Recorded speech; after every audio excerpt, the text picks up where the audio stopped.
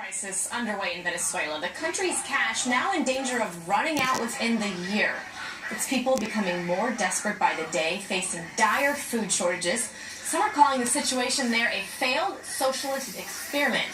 In fact, a new op-ed reading Why Socialism in Practice is Bound to Fail. Quote, socialism as a concept has great appeal initially, but eventually turns sour.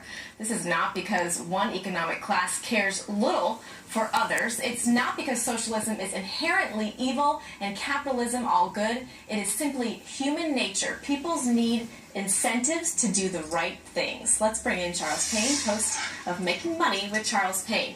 All right, I want to set this up for some of our viewers who haven't followed the story out of Venezuela. How did they get there? I mean, we're seeing people waiting in line 12 hours for food. You know, unfortunately, we can't say this is breaking news. It's been breaking news for over 10 years. They had a leader who was more or less a dictator, if you will, Hugo Chavez, and you know, he embraced socialism. And the thing is, Venezuela is rich in oil.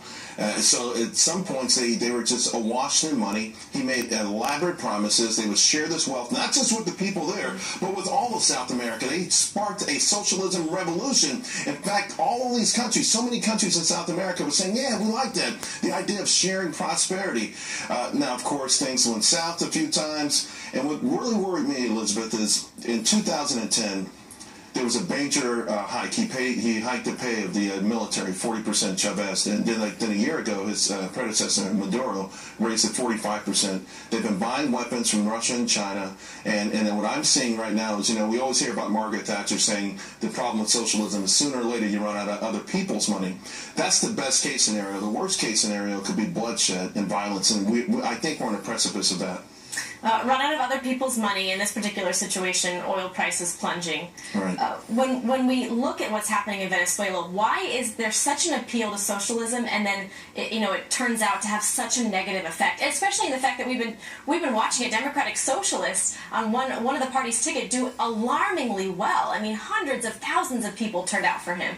Yeah, and not only that, the British exit vote, Brexit, and after the vote they did a lot of polling, and 51% of people said they like capitalism. In other words, 49% think there's a need for it. And this is the UK. You know, the idea that we don't do better and we don't do better, and sometimes we feel like it's a birthright that we do better, and sometimes when systems fail us, we start to look around for something else. And socialism obviously is very attractive in the sense that I'm going to get something almost for nothing. When I wake up in the morning, something is due to me because simply I am a citizen of X country. In that particular case, it was Venezuela. In America, we're lurching in that same direction where people more and more expect something almost for nothing. Don't forget FDR.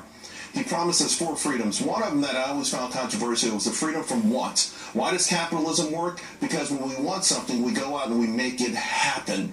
Mother is, you know, the necessity and invention. We go out, we create better mousetraps. We put in blood, sweat, and tears. But also what's great about our particular system, and capitalism in general, is the ability to have ownership. The individual having ownership. There's nothing wrong. You know, you hear about the evil 1%, and it's always portrayed, by the way, as if it's just the same people, like, you know, 4 or 5 Scrooge McDucks sitting on a pile of gold, when in fact it's someone different. You know, LeBron James is in the 1% of the 1%, but 20 years ago he wasn't. His family wasn't. The kid with WhatsApp, you know WhatsApp? Yeah.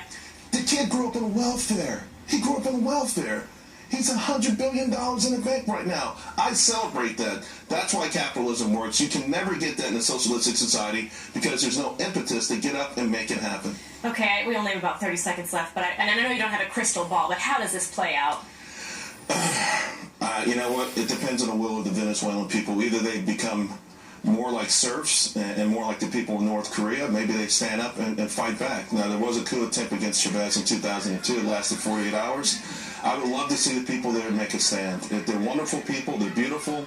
And that's been a prosperous country. They kicked out all the great oil companies. They have no way of taking advantage now of the riches beneath their feet. Even with plunging oil, they should be making more money. Yeah, they're not taking in any imports. Yeah. Charles Payne, thank you so much. Really interesting. Thank you. Thank you, Charles. Gentlely's coming up next and happening now.